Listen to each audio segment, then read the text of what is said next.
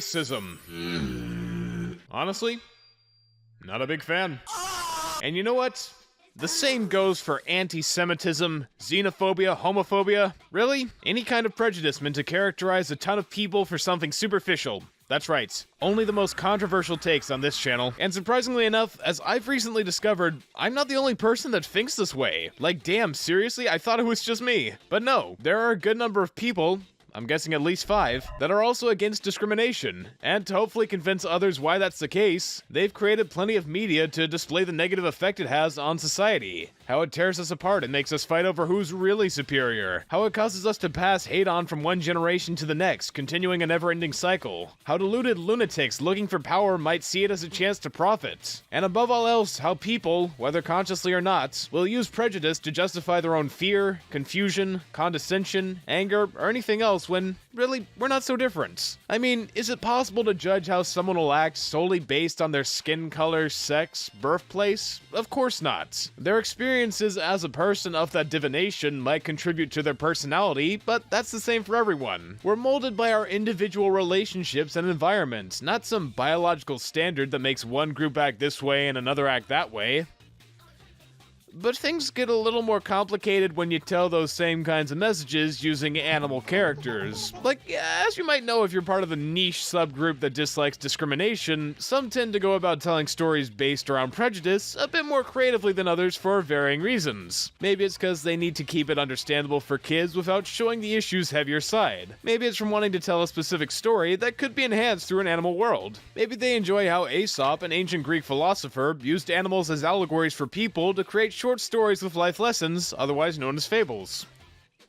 That last one's a bit of a stretch, not gonna lie. But whatever the case, it's led to tons of stories that use animals being scared of other animals as a surrogate to talk about discrimination. And a lot of the time, I think it's handled poorly for one key reason. Animals do have a natural, biological explanation behind what compels them to act the way they do. For survival. That's why there's a distinction between carnivores and herbivores, predator and prey. They have differing biological needs, goals, and indications. So, if you want to tell a story about how, say, a fox and a bunny aren't so different, even if the narrative goes out of its way to tell me they've evolved to no longer require these base instincts, I'm still gonna be thinking about it based on their appearance alone, since that directly relates back to their biological needs. Foxes have long snouts to sniff out prey, sharp teeth to kill with, and they're able to see in the dark to hunt at night. Bunnies have long ears to hear out for predators, they've got buck teeth to eat grass with, and large hind legs so they can hop around without getting tired. That's why you can identify them as a fox and a bunny in the first place. It's directly tied to what they are. You can say they aren't different at all and it's ridiculous for one to be afraid of the other all you want. It still doesn't work for me when they retain the physical differences that naturally cause one to fear the other in the first place. And I'm not saying I don't understand the messages they're going for, I honestly do. In fact, there are a few properties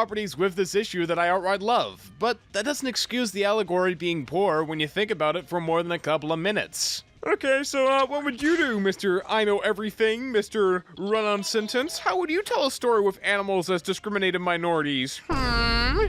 Well, before I tell you, I'd like to pose a question myself. Have you ever noticed that a lot of services now use modern technology to be more efficient? Like Uber Eats and DoorDash, making it so you don't have to talk to anyone before ordering takeouts? It's something that naturally happens with enough time to find new solutions, and today's sponsor, Morgan & Morgan, gives you that same level of efficiency when filing a claim after an accident. And I know that you're thinking it can't be that simple, but it is. With over 100 offices and 800 lawyers waiting to be hired, they've made it so you can get a claim filed from the comfort of your own home in 8 clicks or less. It's so easy, it's more like using an app than hiring a lawyer. And with over $15 billion recovered for clients so far, you can't deny they've got a good track record. So if you've ever been injured in an accident, you can check out Morgan & Morgan. For more info, go to forthepeople.com/juststop or dial pound LAW. That's pound 529 from your cell phone. Thanks to Morgan & Morgan for sponsoring, and on with the video. The way I see it, there's one method for doing it properly. If your intended message is, there's no reason one group should have these negative connotations with the other. Keep the differences skin deep. After all, part of what makes discrimination such a human concept is that it often comes down to focusing on small portions of a person's character that, biologically speaking, don't and have never had any effect on their behavior, aka the exact opposite of animals, who have evolved through natural selection to have bodies that favor certain actions over others. Foxes chase rabbits to eat them because they have the physical tools to do so. Rabbits don't have the physical traits needed to fight other animals, so they're herbivores. It's not something you can directly compare to human discrimination, since prejudice between people is founded on groundless reasoning, whereas if you say these animals used to eat those animals, and for whatever reason now, these animals keep the features they were given to fulfill that purpose, it's harder to say that those animals should have no reason to be afraid. Therefore, logically, if you're going to create a story about discrimination using animals and only animals, you need to look at it from a human perspective and base the allegory on our perception. Instead of making the two opposing parties distinct species with obvious physical differences to be afraid of, why not have them be one species with a few small, inconsequential discrepancies? You ever see that Rick and Morty episode that goes like, "We, the spike nipple people, are the best"? No, the target nipples are better. That's actually a great example for what I mean. Just replace nipple aliens with dog breeds, and boom, there you go. Same species, same mannerisms, same instincts, superficial difference that doesn't matter. Or alternatively, if you want to keep the whole animal kingdom for more visual diversity, go for the Looney Tunes approach. Have animals that act exactly the same as humans, and have always acted the same as humans, but they look different and have a ton of common stereotypes that humans play into to belittle them. Make it so the animals collectively are the marginalized, while humans are the oppressors. That'd be perfect for a discrimination allegory. And as you've probably been waiting for me to get to since this video started, back in 1997, the incredibly short-lived Turner feature animation did just that with their often forgotten cult classic, Cats Don't Dance. A great film about prejudice, more specifically racism, using animals, which does so in a smart, funny, beautiful package that simultaneously pays massive tribute to the time period and place it's set in, that being 1930s Hollywood, but also serves as a strong critique that's honest about how attitudes were for minorities at the time. Now, in case you didn't know how the US generally was for non-white Protestant Americans during the period of Jim Crow laws, Japanese internment camps, exclusion of any new Chinese immigrants entering the country, and a weird hatred for the Irish, Italians, Catholics, Jews, and Mexicans, I'm gonna go out on a limb and say it was pretty good, less than ideal, that's what I said. It was not great. And the level of discrimination all these minorities faced made it so getting any kind of work, period, let alone in Hollywood, was super difficult. As in, films where they were forced to play caricatures of how white people viewed them, such as the classic mammy stereotype of black housemaids, which even the most prolific black performers like Hattie McDaniel played dozens of times across her career. Basically, they were a novelty meant to fulfill a small range of roles since, around that time, white people doing it themselves was kinda falling out of fashion. And the approach Cats takes to recreating that scenario with anthros is so weirdly creative and oddly genius. It uses the idea of real-life animals often having either non-existent roles in film, or ones that turn them into mindless monsters, stereotypes of how they're commonly portrayed in pop culture, or cute decorations for the human characters to be seen as kind for taking care of, and it applies that standard to a world where their appearance is all that separates them from humans. It's such a deceptively simple change, yet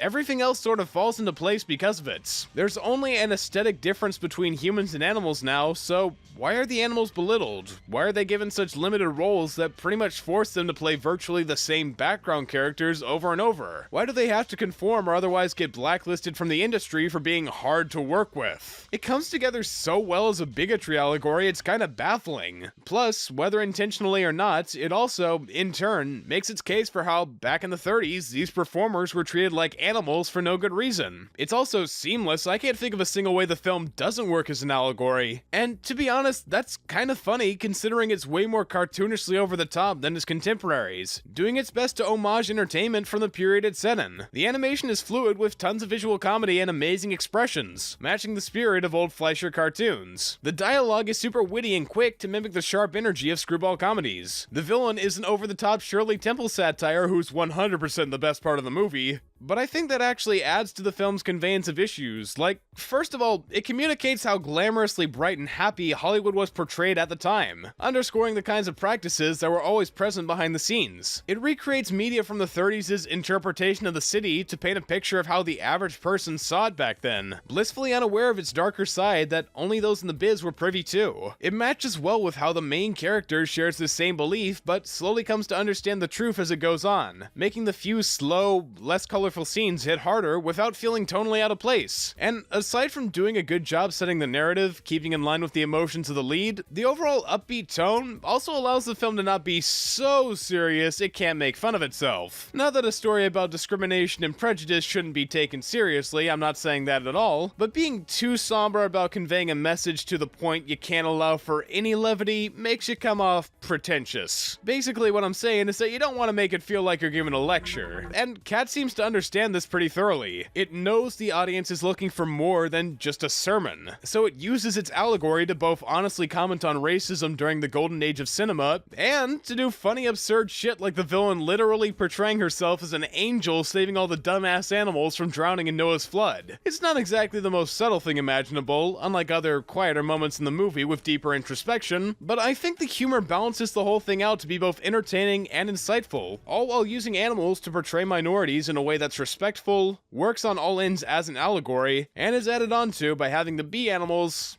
in the first place. Oh, and it's got great music, a fun ensemble cast, amazing mixing between 2D and 3D for that kind of late 90s style I just, eat up. But that didn't really fit with the theme, so I had to cut like 2 pages of script where I was just rambling on about how much I love it. But yeah, go watch Cats. It's on YouTube for free and it clocks in at 75 minutes. You've got no reason not to. I've been Just Stop. You've been deluding yourself. You'll never be a champion tap dancer in this city, kiddo. Peace out.